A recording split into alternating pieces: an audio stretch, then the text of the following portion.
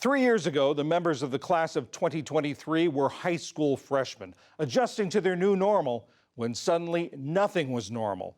For the recent graduates, every year of their high school careers was touched by the pandemic. In spite of the challenges, though, they never lost their perseverance and creativity. Tonight, we hear from the graduating seniors at Sequoia High School in Redwood City, California, for their take on the future. Hold on real quick. Okay. My name is Becca Rosenberg, and I'm a high school senior. I'm 17 years old.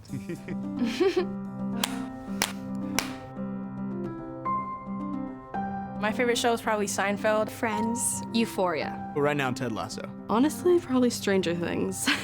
I like all kinds of music. Reggaeton. Japanese jazz. Something about it's very relaxing. My news? Try not to get a lot of it. I get my news from social media. Sometimes Instagram, maybe TikTok, and sometimes Google. PBS, of course. I am very proud of my family. Something that I like about myself is to be proud of being Mexican. I'm a really good listener. I'm a little nervous at first, maybe quiet and introverted, but once you get to know me more, then I bloom out more. When the pandemic started, I was 14. I was a freshman. I kind of had to rewire myself into a Zoom. Socially, it was pretty rough. I really thrived in online learning. It affected my family more than anything because my mom, she got laid off in a way. So then that caused me to pick up a job. I think it helped me become a better and more responsible student and son. I was 12 when I got Instagram, and then 13 when I got Snapchat. Don't tell my mom, I was supposed to be 15. I was 11 years old when I first downloaded Instagram. I hate social media. I'm kind of addicted to it, honestly.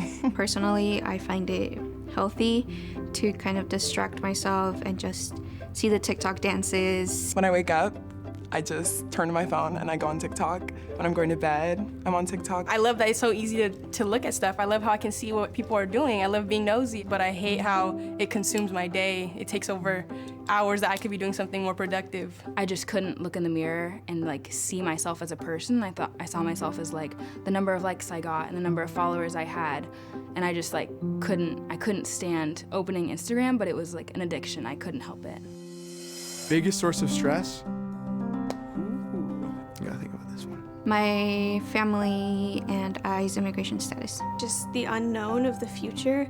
I'm a planner, so it's really challenging for me to not know what's ahead. I feel very nervous for graduation. I'm not ready for it. I'm not even prepared yet. I want to be a firefighter when I'm older or play in the NFL. I want to be a dentist. I see myself being a social worker. I've been through abuse, homelessness, so I just hope to help other kids that have been through the same things as me. I definitely see myself in sports medicine. I definitely want to be one of the people you see on the sidelines ready to help the athletes when they're injured. That's going to be just me right there. And I'm going to be majoring in business management. I want to transfer into a 4-year and major in construction management and eventually, have my own business. The future kind of scares me. I'm stoked. The future makes me feel stoked. A lot of people my age have a hard time thinking about what they're going to be 50 years from now or 60 years from now because whether or not society even exists at that point is up for debate, so. I hope that in 10 years I will be having a lovely family and I'll have a steady job and, kids and some cats. I think that we have the opportunity to change the world and make a really beautiful place, but also if we don't act now, I think we're not gonna live very much longer. It's just always been very present in our lives that oh, the world is kind of gonna end unless you fix it. They just make it our problem, even though most of us are under the age of 25, so what are we supposed to do? I mean, I can't even vote yet, almost.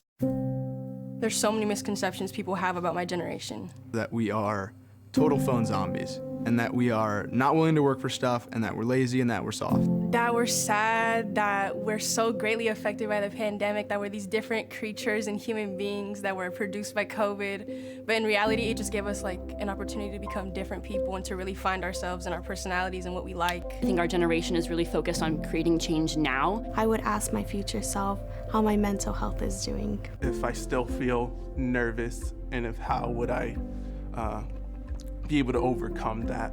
have you grown as a person? Do you have any regrets? How's your relationship with God? What problem have you solved and how has it affected people? Did you achieve all your goals? Are you successful in the way that you want to be successful? That was a good one. Yeah, that was a really good really good. Do you have your business yet? Like, are you making money? Did we make it? Did you make it? My name is Marissa Sebudredre, My name is Matthew Diaz. My name is Adrian Munguia And this is our brief. but spectacular take. del futuro.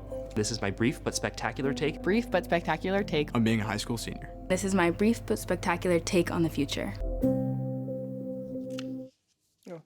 You can watch more brief but spectacular videos online at pbs.org/newshour/brief.